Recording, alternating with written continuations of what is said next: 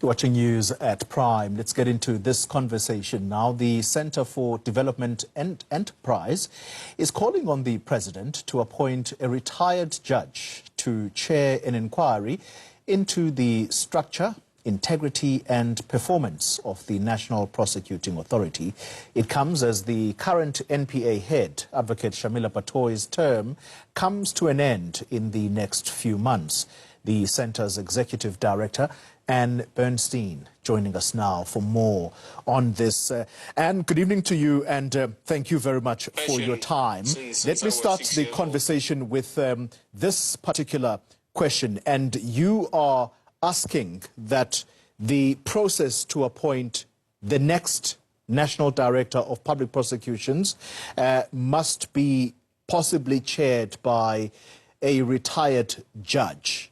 Talk to us about why that suggestion, and does it say anything about the process, the previous process of appointing the current National Director of Public Prosecutions? Well, good evening, Kolani. And we're making two proposals. The one is that the process for appointing a new head of the NPA, which needs to commence very soon because the current head, Xoli Batohi, retires at the end of the year or in January. And we're saying that this needs to build on what was done in 2018 by President Ramaphosa. But in addition, we're suggesting a panel. We're not saying who should chair it.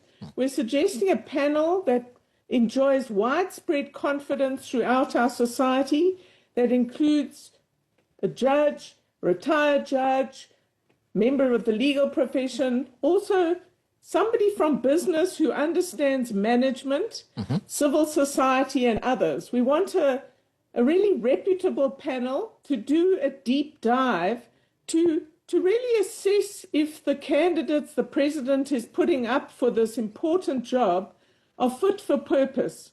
It's a vital job for the rule of law, for getting growth going again, and for every citizen. And so that's our suggestion, that there is a deep dive by a reputable panel. So that's the one suggestion. The other proposal is that at the same time, as soon as possible, the president appoints a retired judge, like he did when he first became president in terms of SARS, which was a captured institution, and you have a short, sharp inquiry by a retired judge with powers of subpoena, and you look at the NPA. Why are they struggling to successfully prosecute major state capture cases or major corruption cases? What's going on? And in a way, the report of this retired judge and the inquiry could form a kind of roadmap for the new head of the NPA, because the real challenge is to get a much more effective NPA when it comes to big corruption cases and successful prosecutions. Okay, let's deal with the question of the structure of the NPA, and this is what you say needs to be investigated. The structure, the leadership and performance of the institution. What is it that you are finding difficulty with? I know you've mentioned thus far the struggle to prosecute major cases. What else seems to be at the heart of your complaint, if you like? Look, there are a lot of allegations that are thrown around about the NPA, whether it's about its leadership, whether it's that it's still captured or parts of it are still captured or whatever. We're really saying we want a thoroughgoing look at the NPA by an objective outsider, a retired judge, and they need to look at everything. We don't know, we're not making any allegations about the structural performance. We're saying there are a lot of allegations. The NPA is struggling to successfully prosecute major cases of corruption, and we want the retired judge to have a very broad mandate. That's all we're saying. Yeah. And I'm asking this deliberately because it was the NPA head, Advocate Batohi, who said comments to the effect that the NPA is infiltrated and that is what is giving her sleepless nights. It's infiltrated by people who do not have the interests of the prosecuting authority at heart. Fast forward, many days after that, the president comes back and says the NPA head seemed to have walked back her comments, particularly the word infiltration, but we will have a conversation with her. This is the president saying that. Are you suggesting in any way that actually, yes, the NPA director may have walked back her words, but actually this could be the reality that the NPA is indeed infiltrated by those who don't have the interests of the prosecuting authorities' interest at heart? Look, that's one of the issues a retired judge needs to investigate thoroughly. What I do know is that the other side of this coin of the NPA's lack of performance, if you like, or successful performance on corruption, is that they don't get enough support from the executive. In August 2023, Shamila Batohi followed the rules and she sent a letter to the president asking him to suspend a senior regional director in the NPA. Yeah. That's the process you have to follow. She has yet to hear back from the president, and it's nearly 2 years. That's very significant. We also are in a situation where the archives of the Zondo Commission are held by the Department of Justice, and they do not give the NPA unfettered access to this important body of information. And you have to ask why. Why is the NPA not getting full backing from the president and his cabinet? As we taper down the performance of the NPA, and I want to latch on to what you said earlier as to the appointment of the next NDPP. And you say this process must produce a fit-for-purpose individual. How would you assess Shamila Batohi's performance? Well, I'm not going to comment on her entire performance.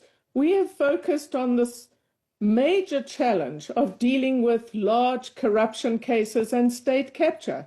I was recently on a public panel with Matthews Poza, former Treasurer General of the ANC, a long-standing member of the ANC, and he, after hearing me, he stood up and said there are 91 people in the ANC named in the Zondo Commission, and not one has been successfully prosecuted.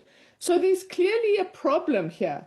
And we're not making a comment on this. We're saying, let a retired judge do a serious inquiry. This is one of the things that really helped SARS. Yeah. We got an excellent new CEO of SARS, and I think this institution is well on its way to being the kind of excellent institution it used to be. And that's what we want for the NPA. The country needs this desperately. Yeah. Final question, and I wonder what your thoughts are around this, because I guess this now incorporates almost the other arm of the law enforcement or criminal justice system is the more appropriate phrase I'm looking for. And the NPA head has been at pains to explain that sometimes they take appropriate steps as prosecutors to say to a judge, don't let this person out on bail, they are a flight risk. Case in point, Shepherd Bushiri. She complained bitterly that it wasn't the NPA that's allowed for him to skip this country. He sits in Malawi, his home country, right now. More recently, the New Lane case or what we often refer to as the Nulane investment case, that the NPA now successfully challenging whether the judge was right in throwing that case out. So what I'm trying to get at is that, is it possible that the NPA in part is failed by judges who take decisions that may not be in line with what should be expected of the entire criminal justice system and how it functions? Let me say this, our entire criminal justice system is not performing the way we would all like. We have looked specifically at the NPA and also at the Judicial Service Commission, and the enormous problems that have resulted from the misuse and abuse of the process of interviewing quality candidates fairly for judicial appointment. And I think a question that is really important, you raise a very important issue. The quality of our judiciary is definitely at stake at the moment. We're struggling to appoint good people. Good people aren't putting themselves forward because of the abuse of the interview process.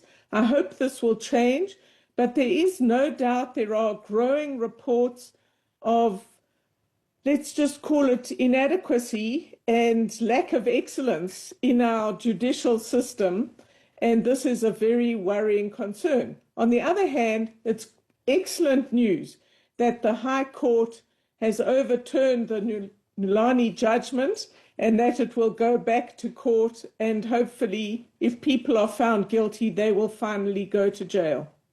And Bernstein, thank you very much for your time and letting us in on yet another important report that the institution has released around the performance of the National Prosecuting Authority.